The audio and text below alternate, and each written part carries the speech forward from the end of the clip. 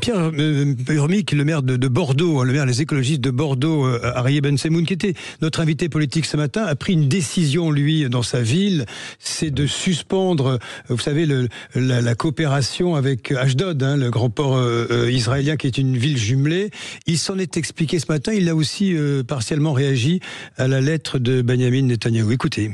Je trouve naturellement c'est totalement excessif, abject, comme cela a été dit. Je crois que c'est pas du tout la réalité. Je vais pas tomber dans ce panneau politicien quand le président de la République défend des intérêts qui me paraissent importants. Il y a une position aussi, je trouve, assez équilibrée, mais je trouve que l'attitude de Monsieur Netanyahou me paraît pas acceptable.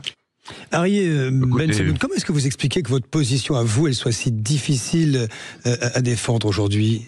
Mais pas du tout, elle n'est pas difficile à défendre.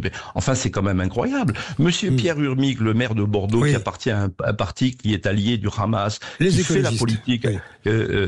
Oui, le parti des écologistes, et qui depuis le 7 octobre, avec la France insoumise et les partis du nouveau Front populaire, eh bien, soutiennent le Hamas, décrivent le Hamas comme un mouvement de résistance, alors que c'est un mouvement islamiste, terroriste, qui maltraite sa propre population.